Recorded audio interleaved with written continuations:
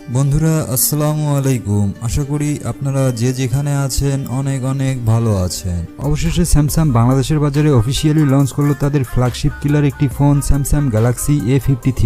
বন্ধুরা এই ফোনটি একটি ভেরিয়েন্টে বাংলাদেশে লঞ্চ হয়েছে 8GB রোম এবং 128GB ইন্টারনাল স্টোরেজ। আর এই ফোনটির অফিসিয়াল দাম রাখা হয়েছে 43,999 টাকা। তবে আপনারা অনলাইন স্টোরগুলোতে বর্তমানে এটি 40,000 টাকার আশেপাশেই কিনতে পারবেন। বন্ধুরা গ্যালাক্সি A52 এবং গ্যালাক্সি A52s মোবাইল দুটি কিন্তু স্যামসাং এর অত্যন্ত জনপ্রিয় দুটি ফোন ছিল। তো A53 মোবাইলটি কি পারবে আগের ফোন দুটির মতো জনপ্রিয়তা ধরে রাখতে? আর Exynos 12 একটি চিপসেট দিয়ে আসা এই ফোনটির ওভারঅল পারফরমেন্স কেমন হয়েছে এর সবকিছুই আপনাদেরকে জানাবো আজকের এই ভিডিওটির মাধ্যমে। তো বন্ধুরা আজকের এই ইন্টারেস্টিং ভিডিওটি শেষ পর্যন্ত দেখার জন্য অবশ্যই ভিডিওটিতে একটি লাইক দিয়ে ভিডিওটি দেখতে থাকুন।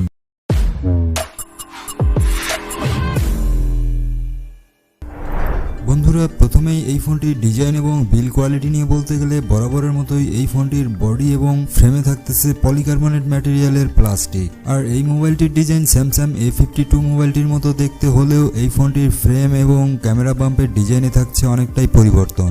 আর 189 গ্রাম ওয়েটের এই ফোনটি আপনারা স্ক্রিনে দেওয়া 4টি কালার ভেরিয়েন্টেই বর্তমানে পেয়ে যাবেন। এছাড়াও এই ফোনটির রেয়ারে থাকতেছে কোয়াড ক্যামেরা সেটআপ এবং ইন ডিসপ্লেতে থাকছে 5 হোল কাটআউট সেলফি ক্যামেরা।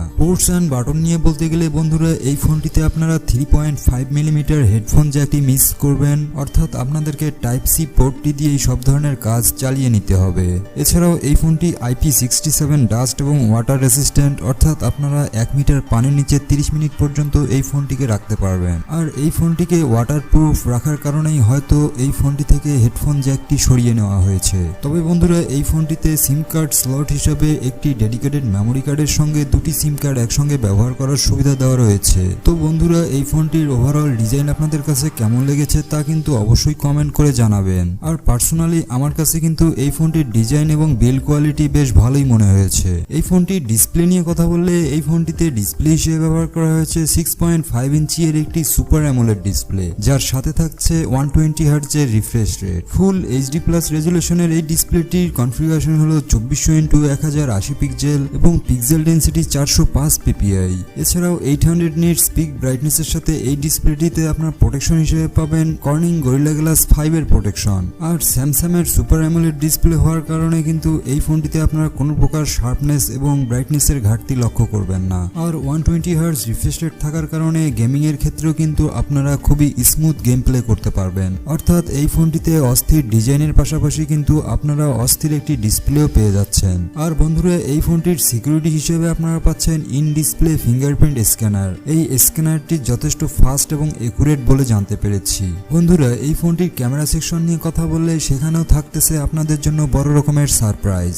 এই ফোনটির রেয়ারে ব্যবহার করা হয়েছে কোয়াড ক্যামেরা সেটআপ, যার মেইন ক্যামেরাটি 64 মেগাপিক্সেলের 1.8 অ্যাপাচারের। এরপর থাকছে 12 মেগাপিক্সেলের 2.2 অ্যাপাচারের একটি আলট্রা ওয়াইড ক্যামেরা এবং বাকি দুটি ক্যামেরা 5 মেগাপিক্সেল করে 2.4 অ্যাপাচারের ম্যাক্রো সেন্সর ক্যামেরা এবং ডেপথ সেন্সর ক্যামেরা। আর বন্ধুরা এই ফোনটির রেয়ার ক্যামেরায় থাকতেছে OIS, অর্থাৎ অপটিক্যাল ইমেজ স্টেবিলাইজেশন। আর OIS সিস্টেম থাকার কারণে আপনারা কোনো প্রকার শেকিনেস ছাড়াই কিন্তু খুবই স্মুথ ভিডিও রেকর্ডিং করতে পারবেন। আর ভিডিও রেকর্ডিং এর ক্ষেত্রে এই ফোনটির রেয়ার ক্যামেরা দিয়ে আপনারা সর্বোচ্চ 4K রেজুলেশনে 30 fps এ ভিডিও রেকর্ডিং করতে পারবেন। এবং বন্ধুরা এই ফোনটির ফ্রন্টে ব্যবহার করা হয়েছে 32 মেগাপিক্সেলের 2.2 অ্যাপাচারের একটি সেলফি ক্যামেরা। আর এই সেলফি ক্যামেরাটার সবচেয়ে ভালো দিক হচ্ছে এই সেলফি ক্যামেরা দিয়েও আপনারা 4K রেজুলেশনে 30 fps এ ভিডিও রেকর্ডিং করার সুবিধা পেয়ে যাবেন। এই ফোনটির ক্যামেরার ইমেজ কোয়ালিটি এবং ভিডিও কোয়ালিটি নিয়ে বলতে গেলে এই ফোনটির ক্যামেরা পারফরমেন্স কিন্তু স্যামসাং A52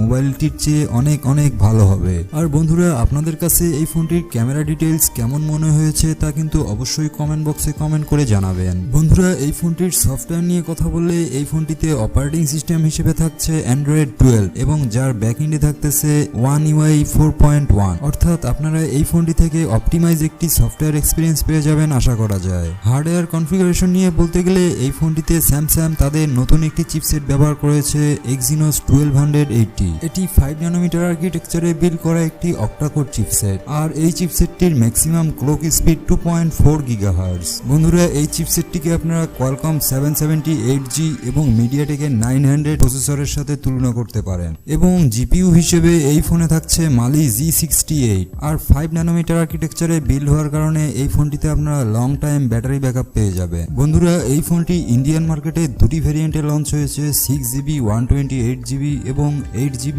128GB এর ভেরিয়েন্ট। আর এই ফোনটির ব্যাটারি এবং চার্জিং নিয়ে কথা বললে এই ফোনটিতে আপনারা ব্যাটারি হিসেবে পাবেন 5000 mAh এর একটি বিগ ব্যাটারি এবং সাথে পাচ্ছেন 25 ওয়াটের ফাস্ট চার্জিং সুবিধা। তবে এই ফোনটির বক্সে কোনো প্রকার চার্জার পাচ্ছেন না, কারণ স্যামসাং বর্তমানে মিড রেঞ্জ এবং ফ্ল্যাগশিপ ক্যাটাগরির ফোনগুলো থেকে চার্জার উঠিয়ে নিয়েছে। তো বন্ধুরা, সর্বশেষ এই ফোনটি আমি তাদেরকেই রিকমেন্ড করব যারা 40,000 টাকা বাজেটের মধ্যে একটি ফ্ল্যাগশিপ কিলার ফোন খুঁজতেছেন এবং যাদের মেইন টার্গেট এই বাজেট রেঞ্জে একটি ক্যামেরা সেন্ট্রিক ফোন তাদের জন্য। আর ওভারঅল মার্কেট প্লেস বিবেচনা করে আমার কাছে মনে হয়েছে এই ফোনটি 2022 সালের সবচেয়ে জনপ্রিয় একটি ফ্ল্যাগশিপ কিলার ফোন হতে চলেছে। তো যারা টাকা দিয়ে ভালো জিনিস কিনতে চান তারা নির্দ্বিধায় এই ফোনটি কিনে নিতে পারেন।